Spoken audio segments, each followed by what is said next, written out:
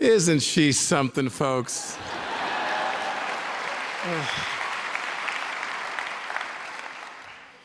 Could you imagine living with Maureen Dowd? Lying in bed at the end of the long day, hearing her give you her take on the world. She is really something else.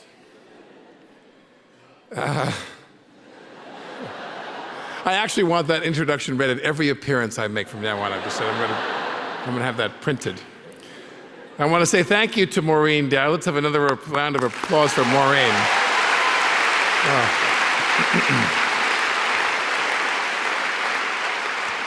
I want to say thanks to, of course, Bob Lynch, Nina Oslu, a special thanks to Ovation for all of their support, the staff of Americans for the Arts, the organization's supporters who help make this annual pilgrimage to Washington possible, and to all of you, the stalwart missionaries who travel each year to this remote swamp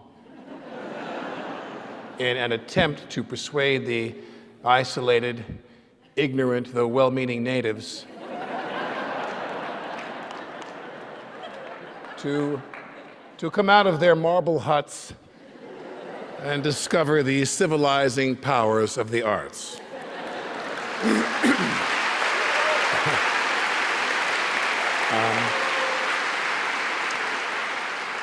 Today I will attempt to distill my own relationship to the arts over the past half-century into these remarks.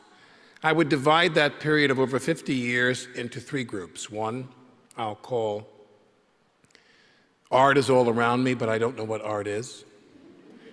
The second I'll call Art is All Around Me, so maybe I should introduce myself. And the third is called So Much Art, So Little Time.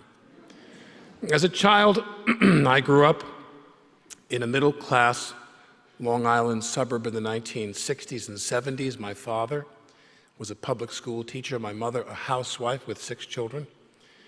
Back then, if you asked what the arts meant to me, I would have just stared at you blankly, struggling to come up with a redeeming answer. My parents were not opera buffs. They played no instruments, nor did they frequent art galleries or poetry readings. They did not venture into New York City to avail themselves of the countless opportunities that exist there for devotees of classical music, painting, photography, dance, architecture, theater, etc. For most kids in my neighborhood, in fact, trips to the Guggenheim or the Met were rare, if ever. In our classrooms, discussions of Monet at Giverny, or the Raft of the Medusa, the work of Frederick Remington or Michelangelo or Brancusi, were infrequent, if at all. Conversations about Warhol or Mapplethorpe, never. Yet, art came into my life then in random and unlikely ways, and most of it through television and films.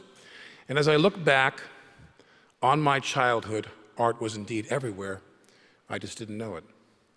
Movies and television were the primary source of this exposure, going back to the artistry of Walt Disney and his renowned animators.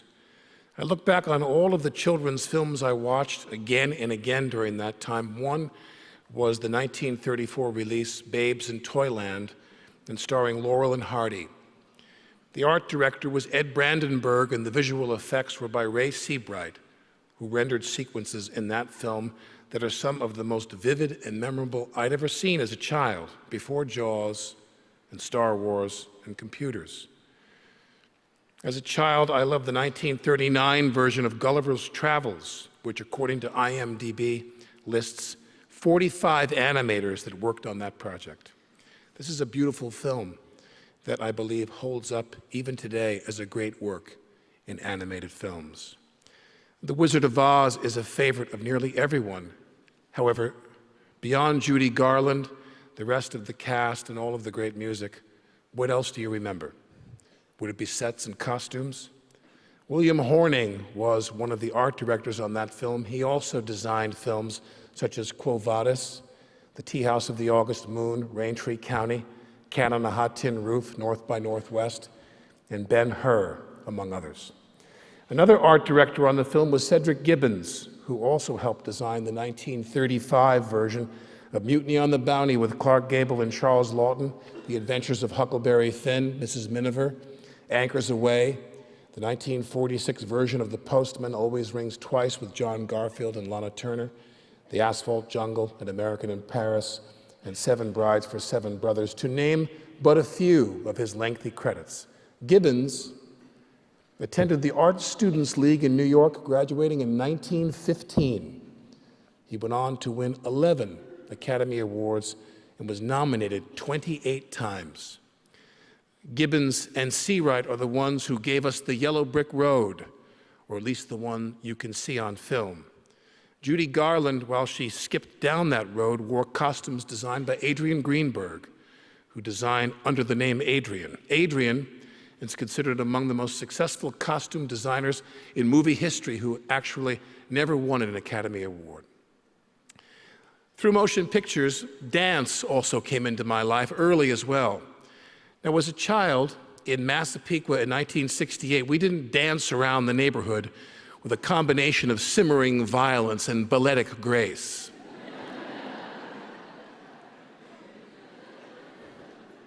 But when I saw West Side Story, I wanted to dance like them, in a gang.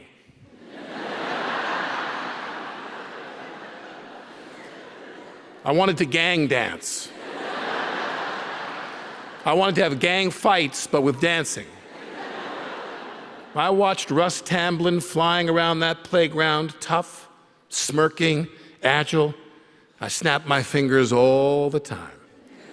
Under my breath, I hummed, da-na-na-na-na, da-na-na-na-na-na, bum, bum, bum. My mother glared at me, worried that another rumble was about to break out between the ethnic factions living under her roof.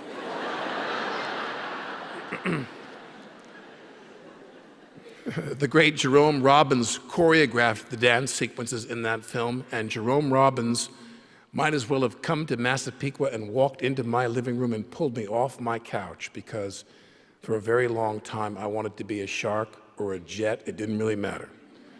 I wanted to dance. It looked so fun, so freeing. The classical music repertoire also hovered around my childhood, and in unusual places. In the 1960s, the closing credits, I hope some people in this room remember this. In the 1960s, the closing credits of the Huntley Brinkley News program, the great-grandfather to Brian Williams at the NBC news anchor desk, featured Beethoven's Ninth Symphony, the second movement, a version that was recorded by Arturo Toscanini with the NBC Symphony Orchestra in 1952. I had no idea that NBC had an orchestra, no doubt a holdover from NBC's radio heyday. And who was this Toscanini guy? Yet there in Studio 8H, the current home of Saturday Night Live, a television network housed a symphony orchestra, a great symphony orchestra. Can you imagine such a thing today? Another piece of music from my earliest childhood stayed with me for decades. It was a tune I literally could not get out of my head. A couple of years ago, I found myself working as the radio announcer of the New York Philharmonic's weekly broadcast. In my first season with the Phil, as I stood backstage after a performance next to Maestro Alan Gilbert, I recalled that tune. And I asked Alan, if I hummed a piece of classical music, would you be able to tell me what it is?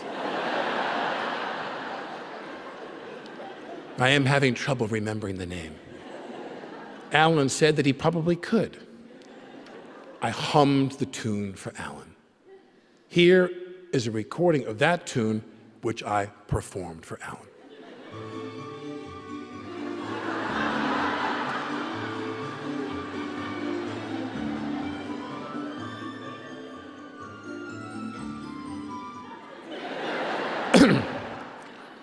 When I finished my virtuosic, impassioned humming, I turned to a patient Alan who may have wondered if this was the beginning of some type of game he would now have to endure. And he said, I don't know. About a month later, as I surfed YouTube for a clip from an old TV show, I came upon an unrelated item and paused. My memory now jarred. I hit that clip, and there was the tune that we just played, the theme to Captain Kangaroo.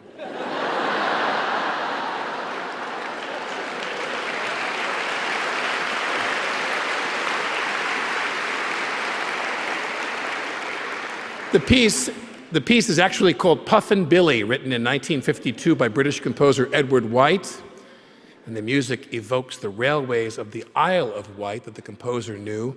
It was also used in BBC children's programming in the 1950s. The Broadway theater was one cultural opportunity that I was occasionally able to access and enjoy growing up, as cost was always a factor. The first Broadway show I saw was Shenandoah with John Cullum.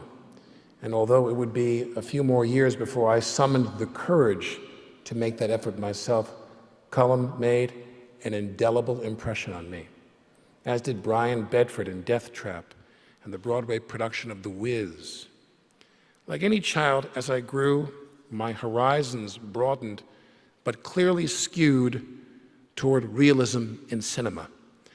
I was slowly exposed to the editing of George Tomasini in Hitchcock's Psycho, the award-winning cinematography of Jeffrey Unsworth, who shot 2001: A Space Odyssey, Gordon Willis, who photographed such diverse films as The Godfather and Clute, and John Alonzo, who shot Chinatown. I bought a paperback edition of William Goldman's great screenplay for Butch Cassidy and the Sundance Kid after I had seen the movie 3 or 4 times in the theater. I was fascinated, even at that age, to see this example of the blueprints from which films are made. And then there was acting, always the acting, sitting in the dark, hour after hour, transfixed by the incessant, impassioned waves that came over me from James Stewart, Cagney, Bogart, Bette Davis, Gable, Barbara Stanwyck, John Garfield, Mitchum, Kirk Douglas, Richard Burton, Brando, Elizabeth Taylor, Jane Fonda, Pacino. I'm skipping over a bit, but now comes the second part. I came here to Washington in 1976 to attend George Washington University. I still had no money, but I'm living in a city. DC wasn't a great city back then, but it was on its way to becoming one. Back then, during my freshman year, protesters were burning the Shah of Iran in effigy in Lafayette Park. Today, you might get shot if you even lit a match in Lafayette Park. So it was a different era. It was here in Washington that I discovered architecture, having bypassed living in Manhattan, en route to college.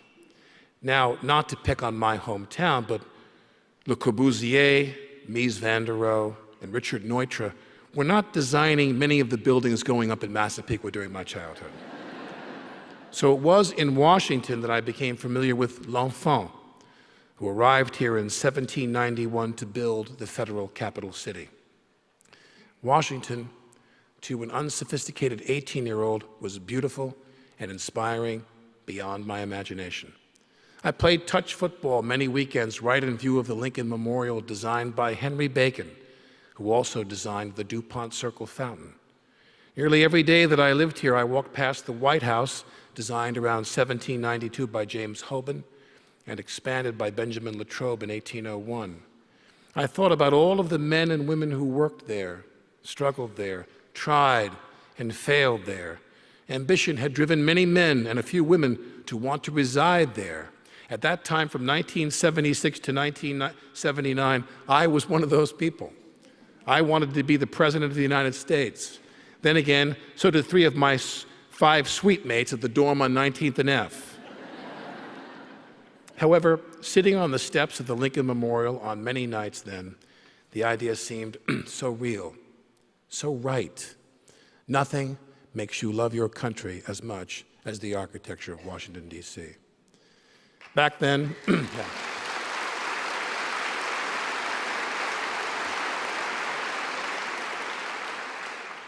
Back then, I took the train from Union Station here to Penn Station in New York. A one-way ticket on the last train out at around 9 p.m. was 19 bucks. I couldn't afford to fly. Daniel Burnham designed Union Station. Burnham had many famous commissions during his career, most notably in Chicago. Along with Frederick Dinkelberg, Burnham also designed the Flatiron Building in New York. It occurred to me, as I traveled to the presumably more sophisticated New York, that Union Station was a monument and Penn Station was a dump.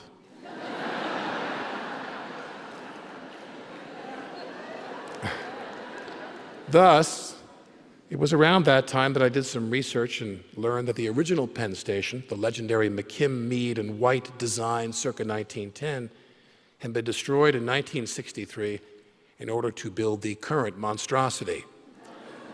That act, which drew outrage from around the world, led to the creation of the Landmarks Preservation Commission in New York in 1965. Everywhere in Washington were handsome, if not stunning, buildings you believed might never come down. Meanwhile, New Yorkers are reminded of Fran Lebowitz's comment about New York as a place where, quote, they tear down a building and always put up an uglier building. While a student in Washington, I took advantage, though never quite enough, of student discounts for the many museums and other cultural institutions that are here. Yet I must admit that seeing films was still my primary preoccupation. While at GW, I discovered art films, and the world opened up another notch again. I got a job in GW's student government, part of which was selecting and screening films for students. But more often than not, I could be found at the Circle Theater on 21st and Pennsylvania. Yeah, you remember the question? The Pettis brothers had opened that theater in 1957 as part of a chain of screens they owned that grew to 70. The first film I saw there was Last Tango in Paris. I learned a lot from that film.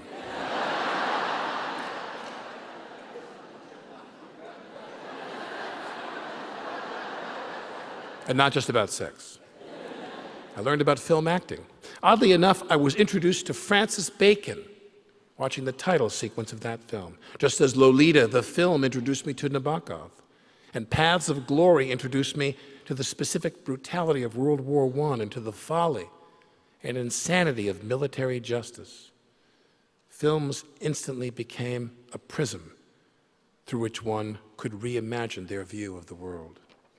The Circle was torn down in 1986 and became a parking lot, and I think it's now an office building. Did you hear that, Fran Lebowitz? At GW, I took my first acting class, acting for non-drama majors.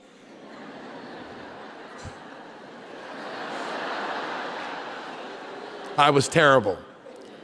I was terrible, but I suppose I was less terrible than everybody else.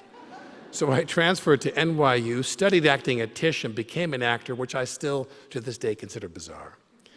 Now, with a few exceptions, I'm going to skip over most of this part, although it is reasonable to assume that during the past 30 years, I have met and or worked with some of the most talented and well-regarded designers, cinematographers, editors, costumers, directors, writers, and actors in the business.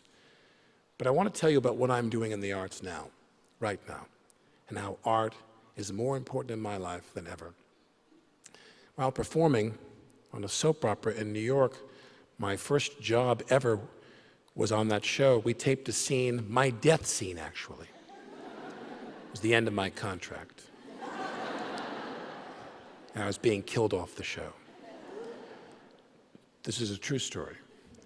2 people shot me simultaneously who were unaware of each other's presence. Through a window and through a doorway, 2 people who were unaware shot me simultaneously.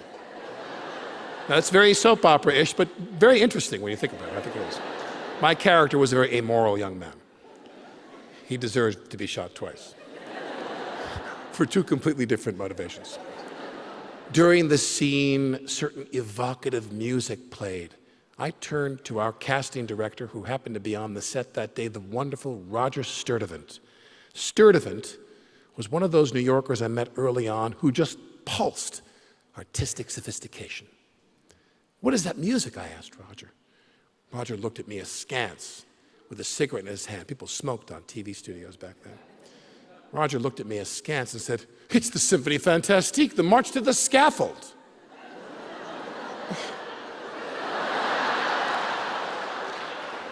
Parenthetically, doesn't everyone know that?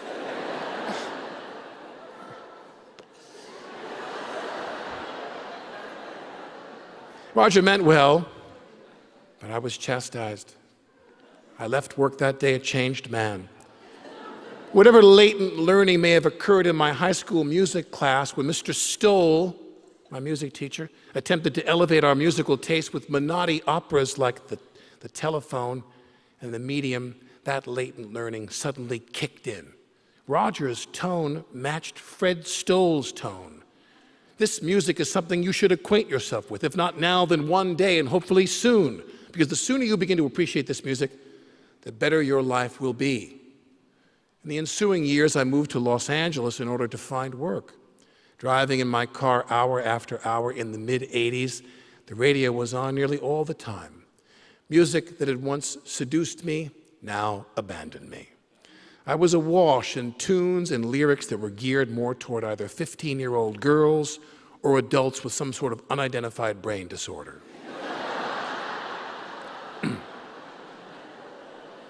I turned on a classical station and I was home. Before the advent of the internet and cell phones were primarily car phones, I would pause outside the gates of Warner Brothers or Paramount and write down the time that a particular piece was playing. Eventually, I would have the number of each classical station's program director on speed dial on my phone. I'd call and ask what piece had played, what orchestra, what conductor, what label. Before archive music and ordering online, I would head down to Tower Classical on Sunset Boulevard in West Hollywood. Yes, yes, yes. And I would order my selections, and if they weren't already in stock, they'd mail them to me. Thus, my classical music education began not in a classroom, but in a Chevy Tahoe. Driving on the Ventura Freeway in 1985, on my way to work in the gilded coal mines of the entertainment industry. I found what I liked. George Schulte in the Chicago, Andre Previn in the LSO, Zell in the Cleveland, Charles Dutoit in the Montreal, Leonard Slatkin in the St. Louis, Stokowski, Muti, Mata, Mehta, Barenboim, Boulez, Burnstein. I never went back to popular music. Occasionally, I only visit my old friends. Usually, however, I hear new music today and I think, well, I hope that goes well for them.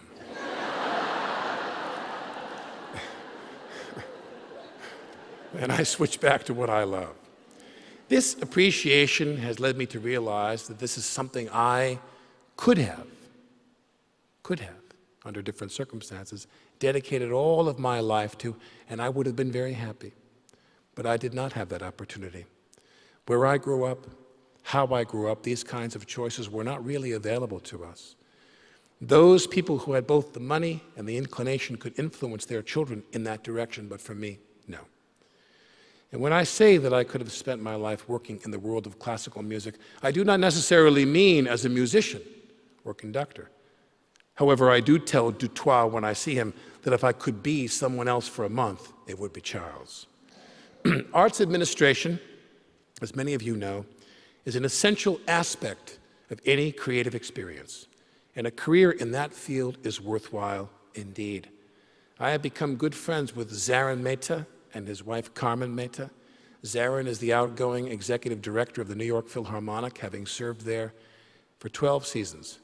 And he is one of the reasons I was offered the position as the radio announcer for the Phil, which is, without question, the greatest creative pleasure I have ever had. Watching Zarin and the rest of the staff of the New York Philharmonic steer this great ship through a season of classical repertoire humbles me. There are people in my business who earn a lot of money, and I understand that usually that is because the product is popular.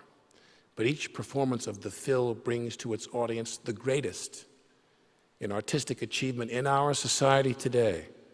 Raising the funds and producing those programs are both as important as each note that is played.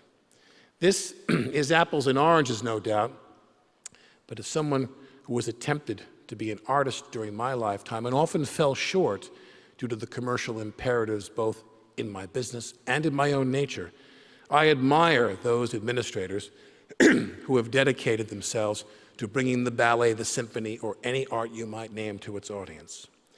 Now, I suppose it was out of a combination of deeply felt appreciation for the arts and for the artists, as well as a sense of shame over certain of my own creative choices, that I formed a partnership with the Capital One banking company to do commercials for them and donate. We're going to have some fun with this, hold on. To form a partnership with the Capital One banking company and to do commercials for them and donate all of my fee to charities, nearly all of those arts related. I recently renewed, please.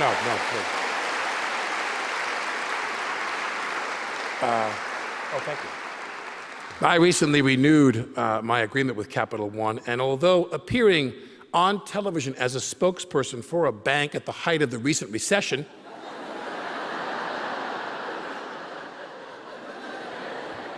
as well as the eruption of the Occupy Wall Street movement, had not been a goal of mine, I am proud of the work I have been able to support through my association with them. Capital One has been a thoughtful and constructive partner with me in promoting this work, in raising awareness for the arts. I mention this because I wish I had a few billion. I wish I had a few billion. I'd be giving most of that away right now. In my attempt to raise awareness about the arts, to cultivate new generations of both trained performers as well as arts administrators, I have sought to convince others on the boards I sit on, as well as within the general arts benefactor community, that funding for the arts is incontrovertibly one of the most important investments our society can make. I think to myself, how can I help to give as many people as possible the chance that came into my life somewhat late? The opportunity to embrace a unique and disciplined life, pursuing art as a dedicated passion, if not a career. I want more people, especially young people, to have a chance at a life of artistic appreciation, self-expression, and freedom. Freedom from the commercial considerations that so often compromise and eventually suffocate real art. I believe this is something many of us wish we had nurtured in ourselves, especially those of us who are looking back on more years than there are ahead. That brings me to our real purpose here tonight. I first came to Washington to advocate on behalf of federal funding for the arts several years ago. No, it was not during the Teddy Roosevelt administration. And yes, Bob Lynch was my host then. I believe we have a photo. Can we see that photo, please? There we are. There we are. Wow.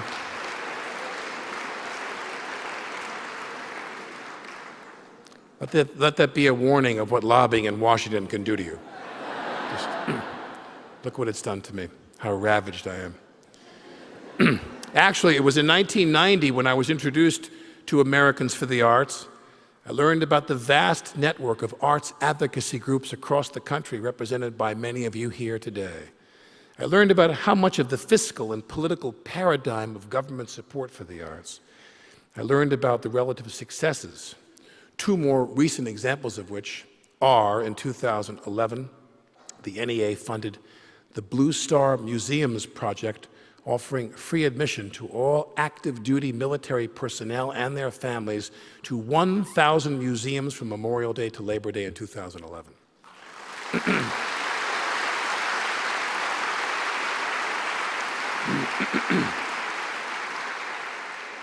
And currently, the NEA funds the highly successful program Poetry Out Loud, a national poetry recitation contest in all 50 states, with over 365,000 students competing last year, 2010 to 2011. The 2012 national finals will be here in Washington next month. Although controversial grants involving artists like Karen Finley and Robert Mapplethorpe and Andres Serrano are a thing of the past due to the elimination of individual grants, something that I think is a mistake, some detractors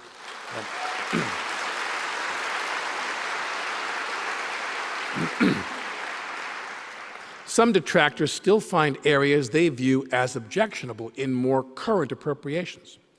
One example that was offered to me that we unearthed today was this. In 2009, in the U.S. Economic Recovery and Reinvestment Act, Congress voted to give $50 million to the NEA, $50 million, to make grants to arts organizations for the purpose of job creation and preservation. It was a great success, helping to create or save over 5,000 jobs in every part of the United States.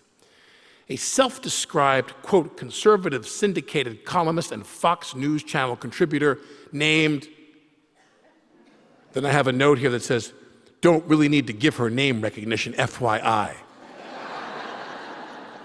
That came from Bob Lynch, by the way. Don't really want to give her name recognition, FYI. Conservative syndicated columnist and Fox News Channel contributor, who will remain nameless, came out on Fox News with a list of controversial grants from this program. Her list focused on grants to groups such as a Center for Puppetry, an International Accordion Festival, the Maine Indian Basket Maker Alliance, the California Lawyers for the Arts, all attacked without reference to quality, as if simply words like puppetry or basket maker or accordion or lawyer were enough to be ridiculed. It seemed like the rest of her list focused on any organization or project that had the words nude, gay, lesbian, ritual, or California in them.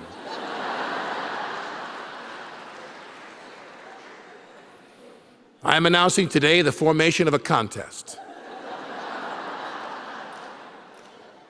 My own personal foundation will be awarding a prize of $5,000 to the person who submits the winning poem. It's a poetry contest.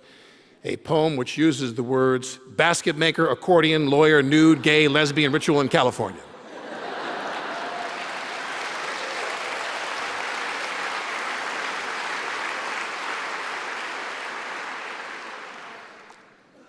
Early on in this process, I began to grasp what the realities of the business of the arts are in America. I won't rehash for you, the faithful, what all those talking points and statistics are, yet they remain solid, unwavering evidence as to the efficacy of this spending.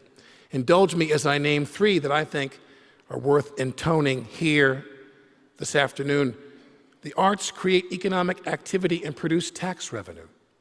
The nonprofit arts industry generates $166.2 billion annually in economic activity, supports 5.7 million full-time equivalent jobs in the arts and related industries, and returns $12.6 billion in federal income tax fees, measured against direct federal cultural spending of about $1.8 billion. That's a return of nearly 9 to 1. That's a statistic from Americans for the Arts in 2007.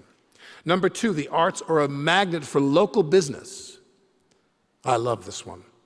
A strong arts sector is an economic asset that stimulates business activity, attracting companies that want to offer their employees and clients a creative climate and an attractive community with high amenity value. The arts have been shown to be a successful and sustainable strategy for revitalizing rural areas, inner cities, and populations struggling with poverty. Arts organizations purchase goods and services that help local merchants thrive. Arts audiences also spend more than $100 billion on admissions, transportation, food, lodging, and souvenirs that boost local economies, again, from the 2007 Americans for the Arts report. I have a 16-year-old daughter, so I'm really holding my breath on this one. Art students outperform non-art students on the SAT. Data from the federal government shows that students who take 4 years of arts and music classes while in high school, on average, score about 100 points better on their SATs than students who only take 1.5 year or less. This one from the College Board of 2011, a report on college-bound seniors. Generates tax revenues, helps the local economy, creates advantages for our children's academic futures, and those are just three that I've mentioned. Yet every year that I have come down here, it's still a battle. There are more things in the budget of our government that are less deserving of federal funding than anything you will ever find in an NEA appropriation. And many of those are rarely, if ever, threatened. However, here you are again. And I am proud to join you in support of your great work, rallying the troops, asserting the facts, making our case. The NEA received $175 million in 1992. 20 years later, that figure, adjusted for inflation, would be $268,500,000. This year, they got $146 million. If I were president,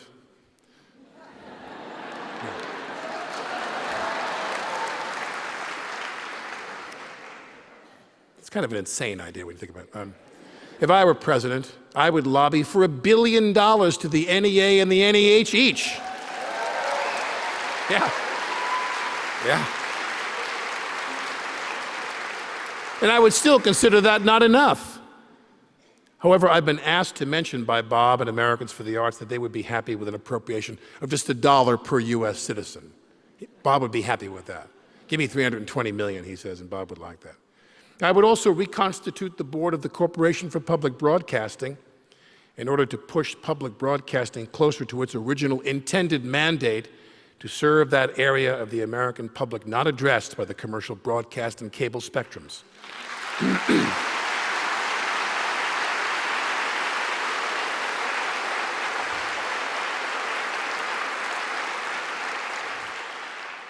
Especially now in an age where Americans need increasingly more, not less, unfettered information about the issues that influence, if not outright threaten us, at home and abroad. But if the past many years are an indicator, we should prepare to come back here again and again and again, all the while educating and training new generations of not merely patrons of the arts, but stewards of our own cultural heritage, as well as those of the cultures that preceded ours. How many of you here today, let me just have some applause from how many of you here today are here in Washington to advocate on behalf of an arts group in this country who are under 40 years old?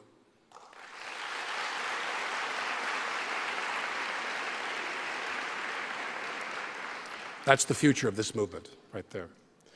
I'm going to stop now, but I want you to know that I was in Dallas recently at the Performing Arts Center there. They told me they're going to close up a big piece of the freeway there in Dallas, tear it up, build a park, and unify an area of arts-related facilities into their very own Lincoln Center. I was thrilled to learn that. Dallas, Texas. Yeah.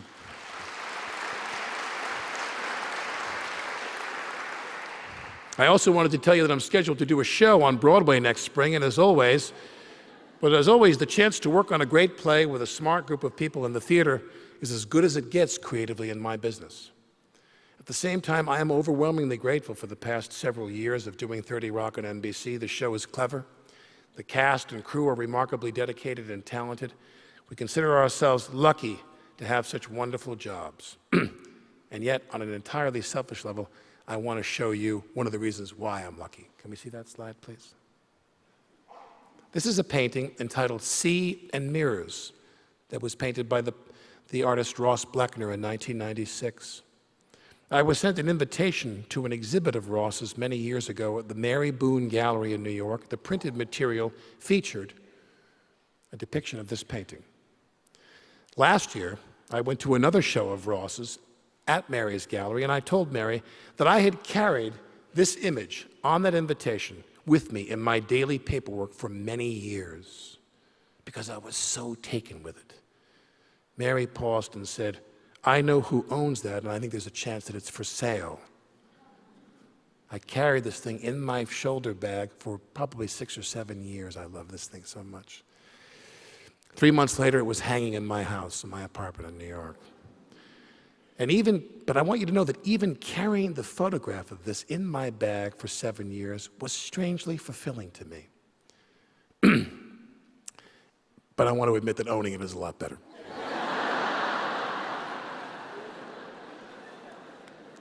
But carrying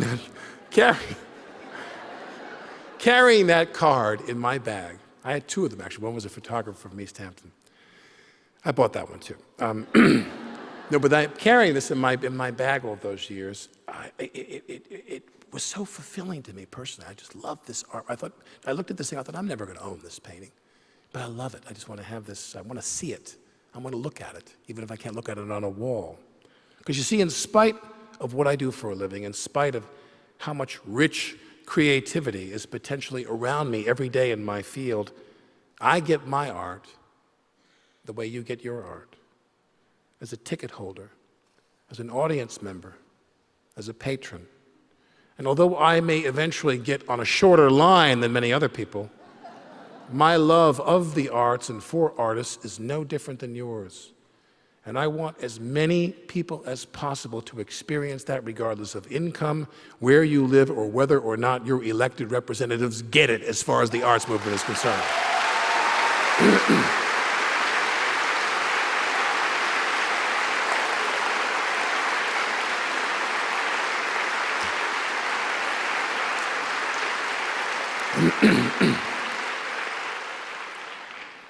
I truly love Ross's paintings. Perhaps that's the new phase I'm in now.